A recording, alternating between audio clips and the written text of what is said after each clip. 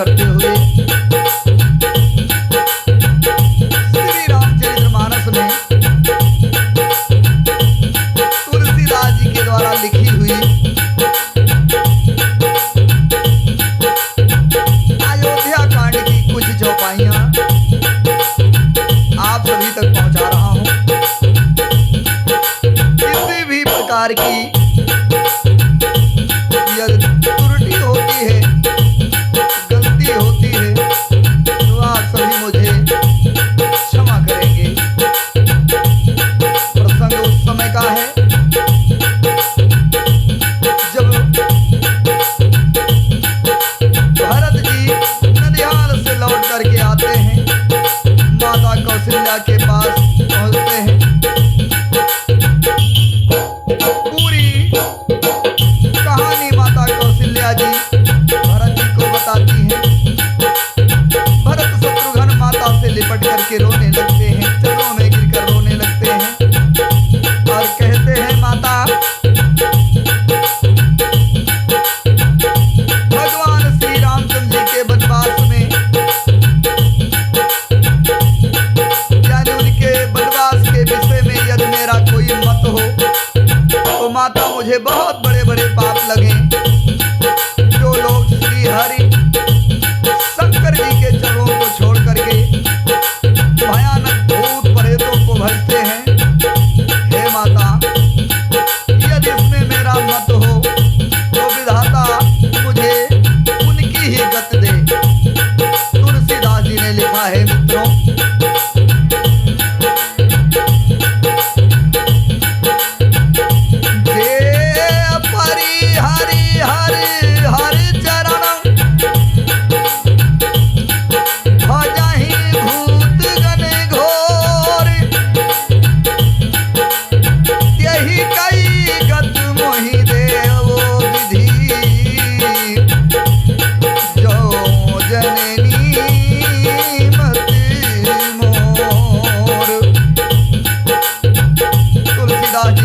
के माध्यम से दर्शाया है मित्रों।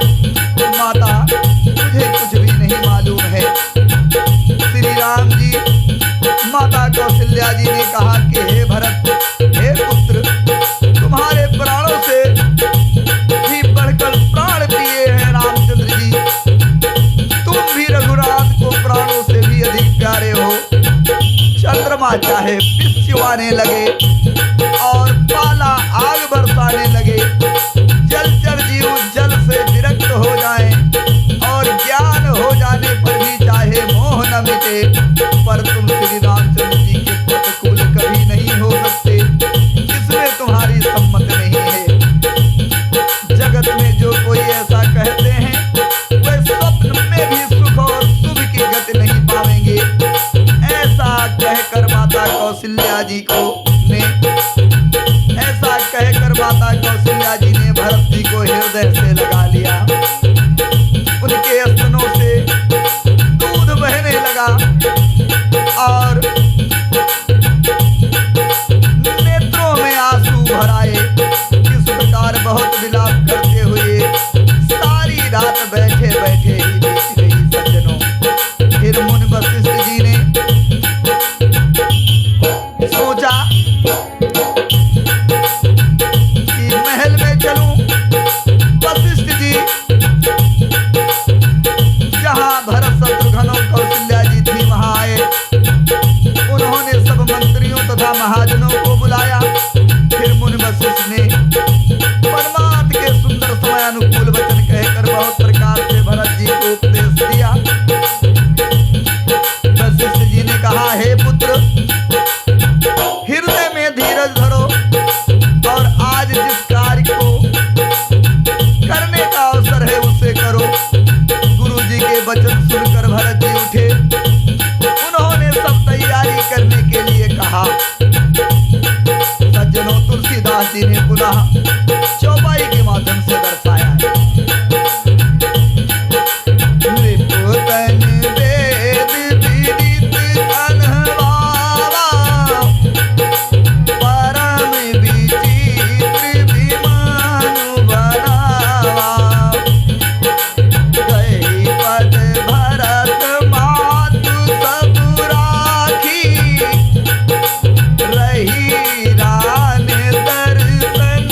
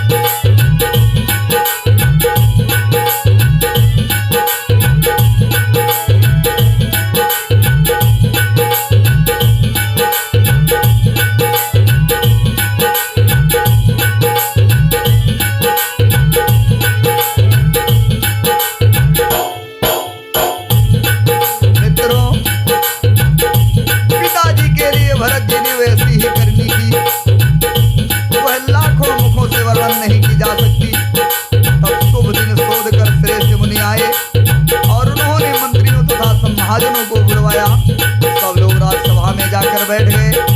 अब मुनि ने भरत जी तथा शत्रुघ्न दोनों भाइयों को बुलावा भेजा।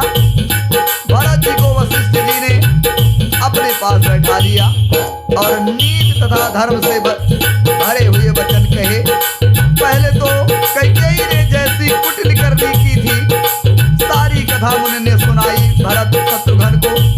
फिर राजा के धर्म व्रत और सत्य की सराहना करते हुए जिन्होंने शरीर त्याग करके भी भगवान रामचंद्र जी के प्रेम को निभाया उनकी प्रशंसा की। श्री रामचंद्र जी के गुणशील और स्वभाव का वर्णन करते करते तो मुनिराज के नेत्रों में आंसू भर आए। वे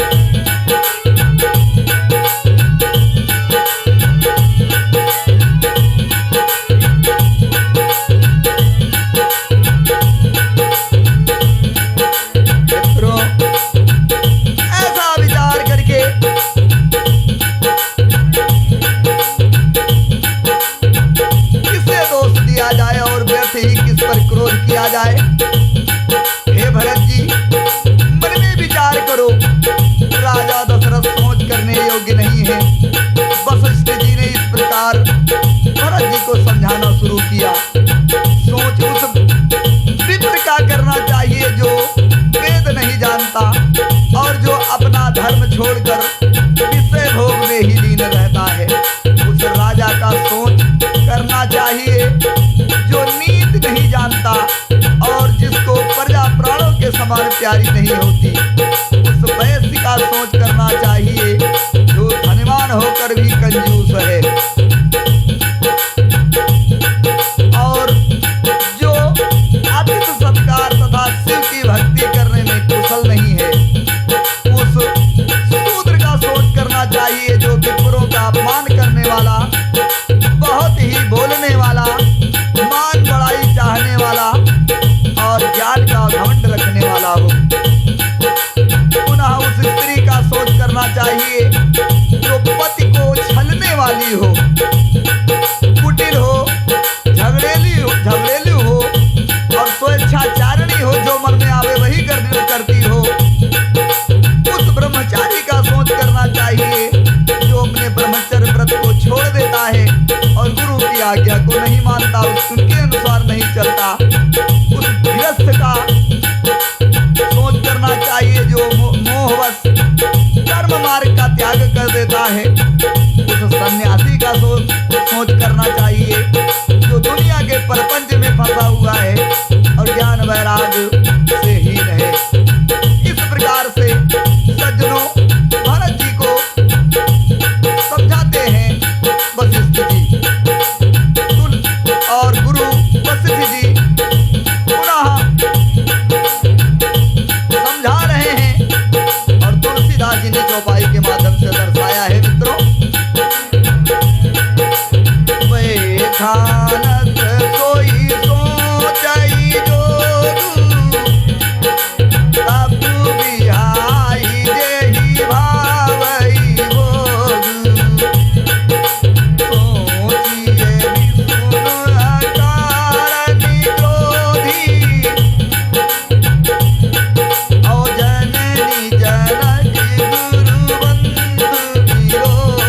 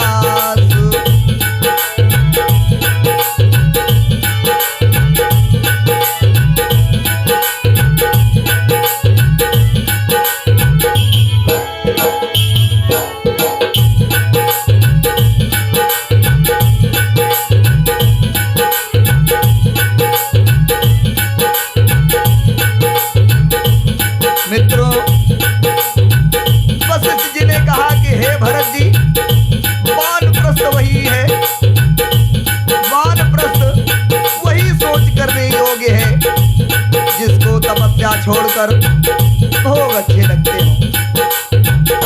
सोच उसका करना चाहिए जो चुगलखोर है, बिना ही कारण क्रोध करने वाला है तथा माता पिता गुरु भाई बंधुओं के साथ विरोध रखने वाला है। सब प्रकार से उसका सोच करना चाहिए। जो दूसरों का अनिष्ट करता है, अपने ही शरीर का पोषण करता है और बड़ा ही भारी निर्दयी है, और वह जो तो सभी प्रकार से सोच करने योग्य है जो छल छोड़कर हरि का भक्त नहीं होता। कौशलराज दशरथ सोच करने योग्य नहीं है भरत जी, जिनका प्रभाव 14 भुवन में विद्यमान है। हे भरत, तुम्हारे पिता जैसा राजा ना हुआ है और ना होने की संभावना है। ब्रह्मा विष्णु शिव इंद्र और दिक्पाल सभी दशरथ जी के गुणों की कथाएं कहा करते हैं। हे तात, कहो उनकी बड़ाई कोई किस प्रकार करेगा। श्री राम लक्ष्मण तुम और शत्रुघ्न सरीखे पवित्र पुत्र हैं। तुलसीदास जी ने पुनः चौपाई के माध्यम से दर्शाया है मित्रों। सब प्रकार भूपत भड़ भागी, औवाद विषाद करिए तेहि लागी।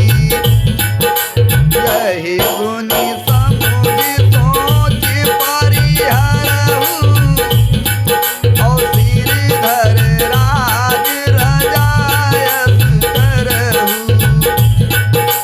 राय राजपद तुम कहुरीरा, पिता बचन पुर चाहिए कीना। तजे राम जेहि बचन ही लागी, औ तनु परिहर ओ राम बिरहाई। निर्भय बचन प्रिय नहीं प्रिय प्राण, तात करहु तात विद बचन प्रमाण। औ करहु शीस धर पूरा जाई, औ हाय तुम का सब भांति भलाई। परशुराम पितु आज्ञा राखी, मारी मात लोग सब साथी। औ तनहि जजात ही जोवन देऊ, पितु आज्ञा अघ अजस न भयऊ। अनुचित कचित विचार तजी, जे पालगी पितुवैन। ते भाजन सुख सुजस के, बसहि अमर पति वैन।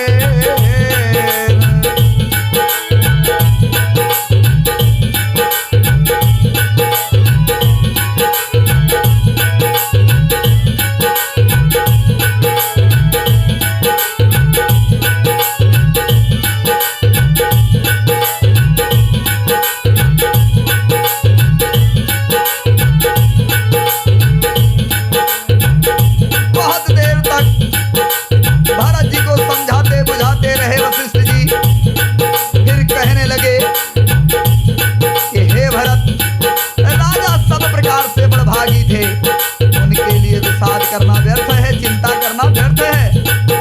यह सुन और समझ करके सोच को त्याग दो, चिंता को छोड़ दो और राजा की आज्ञा सिर माथे चढ़ाकर उनके अनुसार करो।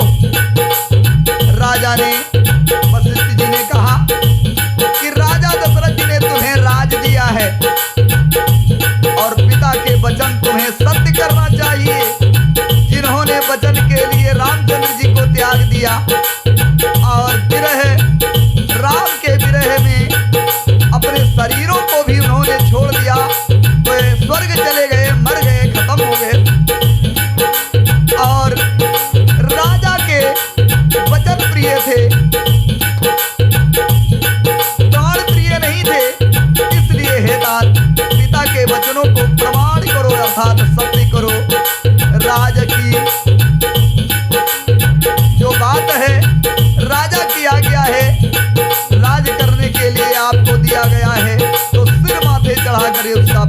करो, इसमें तुम्हारी सब तरह से भलाई है।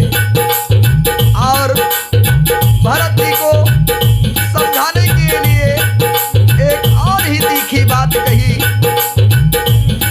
कि भरत जी किसी भी प्रकार से ना करें। भरत जी के सभी बातों को समझाने के बाद अंत में वशिष्ठ जी ने कहा कि मुनि परशुराम जी ने अपने पिता की बात को रखने के लिए अपनी माता जी को जान से मार दिया, क्योंकि परशुराम जी ने आज्ञा दी कि अपनी माँ को मार दो। और परशुराम जी ने अपनी माँ का फरसे से वार करके उनकी गर्दन काट दी। और सब लोग इस बात को जानते हैं, सभी साक्षी हैं। और हे पुत्र, हे भरत, राजा ययाति के पुत्र ने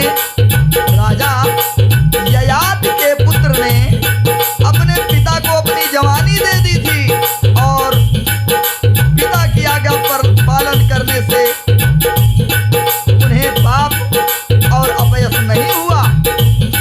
इसलिए हे पुत्र, जो अनुचित है और उचित का विचार छोड़ करके, जो अनुचित और उचित मन में आपके बातें चल रही हो, सभी विचारों को छोड़ करके पिता के वचनों का पालन करो।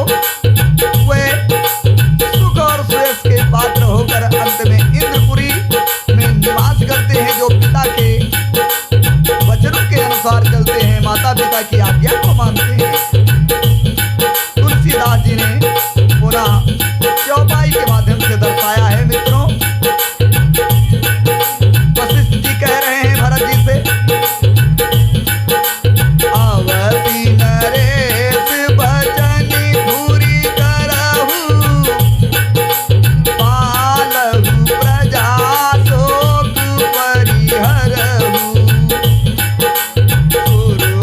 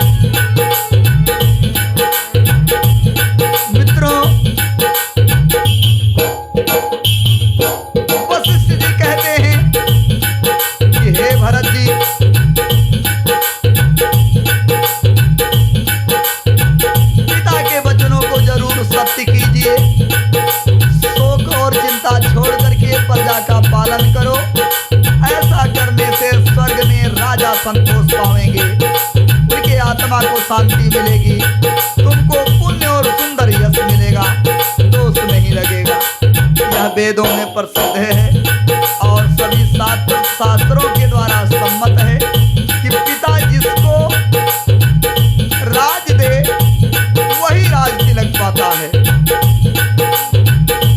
इसलिए तुम राज करो, चिंता न करो, मेरे वचनों को हित समझकर मानो। इस बात को सुनकर रामचंद्र जी और जानकी जी भी सुखी होंगे और कोई पंडित इसे अनुचित नहीं कहेगा। कौशल्या आदि तुम्हारी सब माताएं भी प्रजा के सुख से सुखी होंगी। जो तुम्हारे और रामचंद्र जी के श्रेष्ठ और संबंध को जान लेगा वह सभी प्रकार से तुमसे भला मानेगा। और रामचंद्र जी जब लौट करके आवे, उनके आने पर यह राज आप उन्हें सौंप देना और सुंदर स्नेह से उनकी सेवा करना। मंत्री हाथ जोड़ करके कह रहे हैं, गुरु जी की आज्ञा का पालन कीजिए।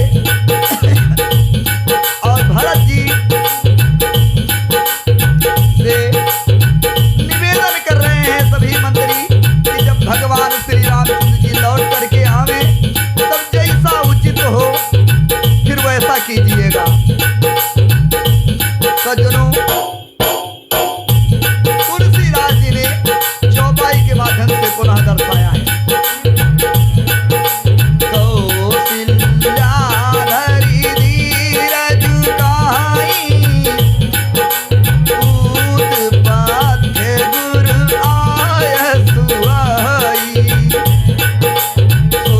आदरिए करिए हित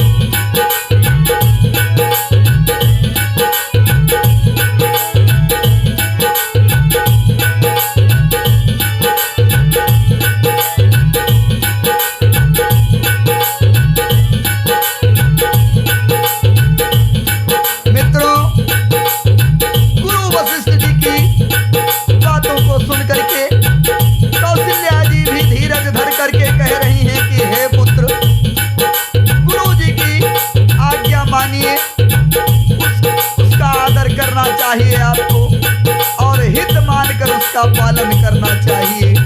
काल की गति को जान करके चिंता त्याग देना चाहिए। रघुनाथ जी वन में हैं अर्थात राम जी वन में हैं। महाराज जी का स्वर्गवास हो गया है और हे पुत्र तुम इस प्रकार विलाप कर रहे हो। हे पुत्र परिवार प्रजा मंत्री सब माताओं के लिए सबके लिए बस एक ही तुम ही सहारे हो, दूसरा कोई नहीं है। कौशल्या जी ने भरत से इस प्रकार कहा। विधाता को प्रतिकूल और काल को कठोर देख करके धीरज धरो। माता तुम्हारी बलिहारी जाती है। गुरु को सिर चढ़ा करके उसकी